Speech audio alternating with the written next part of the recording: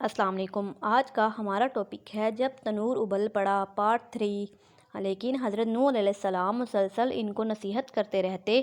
انہوں نے کہا، اے میری قوم، اللہ کی عبادت کرو، ان بتوں کی عبادت کرنا چھوڑ دو۔ حیرت ہے کہ تم خود کو عقل مند سمجھتے ہو اور حرکتیں ایسی کرتے ہو کہ بچے بھی نہ کریں گے۔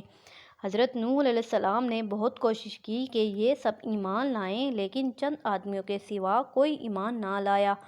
ایمان لانے والے بیچارے غریب لوگ تھے جو اپنے ہاتھ سے کماتے تھے اور کھاتے تھے۔ مالدار لوگوں کو ان کی دولت اور ان کی اولاد نے ان کی بات سننے سے روک دیا تھا۔ وہ دنیا کے عیش و آرام اور راحت طلبی میں آخرت کو بھلا بیٹھے تھے۔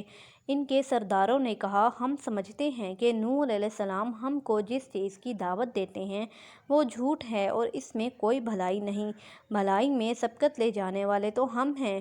ہمارے پاس بہترین لباس ہے، رہنے کے لیے عمدہ محل ہیں، عزت کے مالک ہم ہیں۔ ہم کیوں کسی کے غلام بنیں اور کیوں کسی کی پیروی کریں؟ اگر یہ حق ہوتا تو ہم اس کے زیادہ حقدار ہوتے۔ حضرت نوح علیہ السلام نے بہت کوشش کی اور مدتوں سمجھایا۔ 950 برس تک سمجھاتے رہے اور اسلام کی دعوت دیتے رہے، مگر قوم ٹس سے مس نہ ہوئی۔ اللہ تعالیٰ نے حضرت نوح علیہ السلام کو وحی بھیجی کہ تمہاری قوم میں جس کو ایمان لانا تھا وہ لے آیا، اب اور کوئی ایمان نہ لائے گا۔ قوم نے حضرت نوح علیہ السلام سے کہا، اے نوح، تم نے ہم سے جھگڑا کیا اور بہت خوب کیا، بس اب تم وہ عذاب لے آؤ جس کی تم ہمیں دھمکی دیتے ہو، اگر تم سچے ہو۔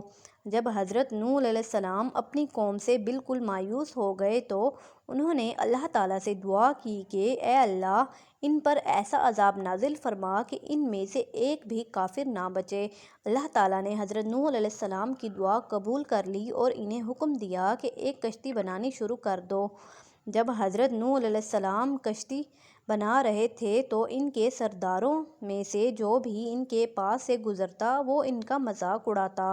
ان کی قوم ان سے کہتی تھی کہ اے نوح، یہ تم کیا بنا رہے ہو اور تم بڑھئی کب سے ہو گئے ہو؟ اچھا یہ تو بتاؤ کہ تم اس کشتی کو کہاں چلاؤ گے؟ اس کو ریت میں چلاؤ گے یا پہاڑ پر چڑھ جاؤ گے؟ بتاؤ تو کیا کرو گے؟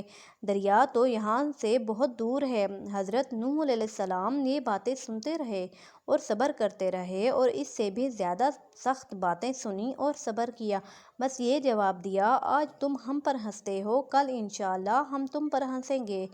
پھر اللہ کا وعدہ آ گیا، یعنی اللہ کا عذاب۔ پانی تنور میں سے ابل پڑا۔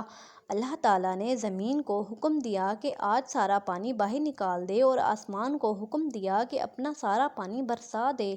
پانی جو چلا ہے تو سوائے خدا کے اسے کون روک سکتا ہے؟ اوپر سے پانی، نیچے سے پانی، غرض چاروں طرف پانی ہی پانی تھا۔ اللہ تعالیٰ نے حضرت نوح کو حکم دیا کہ تم اپنے گھر والوں اور مسلمانوں کو لے کر کشتی میں سوار ہو جاؤ اور اپنے ساتھ ہر جانور کا ایک ایک جوڑا لے لو۔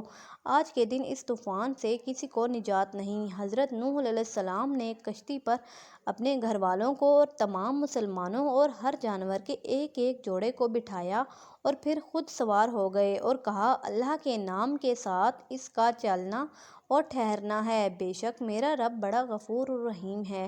حضرت نوح کا ایک لڑکا کافروں کا ساتھی تھا۔ حضرت نوح علیہ السلام نے سوار ہوتے وقت کہا، اے میرے بیٹے، میرے ساتھ تو بھی سوار ہو جا، کافروں کے ساتھ نہ رہ۔ اس نے جواب دیا، میں ابھی ایک پہاڑ پر چڑھ جاتا ہوں جو مجھے پانی سے بچا لے گا۔ نوح علیہ السلام نے کہا، آج کوئی چیز اللہ کے حکم سے بچانے والی نہیں ہے سوائے اس کے کہ اللہ ہی کسی پر رحم فرمائے۔ ابھی یہ باتیں ہو رہی تھیں کہ پانی کا ایک ریلا آیا اور وہ بھی ڈوبنے والوں میں شامل ہو گیا۔ حضرت نوح علیہ السلام کو بیٹے کے ڈوب جانے کا بہت رنج ہوا۔ انہوں نے ارادہ کیا کہ اللہ کے دربار میں اپنے ڈوبنے والے بیٹے کی سفارش کریں تاکہ دنیا میں نہیں تو آخرت کے عذاب سے بچ سکے۔ حضرت نوح علیہ السلام نے کہا، اے میرے پروردگار، تو نے ہم سے وعدہ فرمایا تھا کہ تمہارے گھر والوں کو نجات دوں گا۔ میرا بیٹا میرے گھر والوں میں سے ہے، مگر اللہ تعالیٰ بندوں کی صورتیں اور حسب نسب کو نہیں دیکھتا بلکہ ان کے اعمال کو دیکھتا ہے۔ اللہ تعالیٰ مشرک کے لیے سفارش قبول نہیں فرماتا، اگرچہ وہ نبی کا بیٹا ہی کیوں نہ ہو۔ مشرک نبی کے گھر والوں میں شمار نہیں ہوتا۔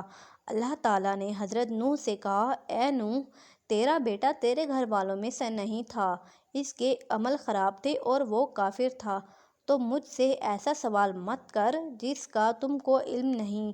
حضرت نوح علیہ السلام نے فوراً توبہ کی اور کہا، اے پروردگار، میں ایسے سوال سے پناہ مانگتا ہوں جس کا مجھ کو علم نہیں۔ میری اس غلطی کو معاف فرما اور مجھ پر رحم کر۔ اگر تو نے معاف نہ کیا اور رحم نہ فرمایا تو میں برباد ہو جاؤں گا۔ جب سب کافر ڈوب گئے اور بستی کی بستی تباہ و برباد ہو گئی تو اللہ تعالیٰ نے کہا، اے زمین اپنا سارا پانی نگل جا اور اے آسمان رک جا۔ حضرت نوح علیہ السلام کی کشتی جودھی پہاڑ پر جا کر ٹھہر گئی۔ حکم ہوا، اے نوح سلامتی کے ساتھ اتر۔ حضرت نوح علیہ السلام اپنے گھر والوں، مسلمانوں اور جانوروں کے جوڑوں کے ساتھ کشتی سے اتر پڑے، خشکی پر چلتے تھے اور شکر کرتے تھے۔ حضرت نوح علیہ السلام کی قوم ہلاک ہو گئی اور ان پر کوئی رونے والا نہ تھا۔ جو قومیں اللہ تعالیٰ کے حکم کی نافرمانی کرتی ہیں ان پر ایسا ہی عذاب نازل ہوتا ہے، دنیا میں بھی اور آخرت میں بھی۔ حضرت نوح علیہ السلام پر دونوں جہاں میں سلامتی ہو، آمین۔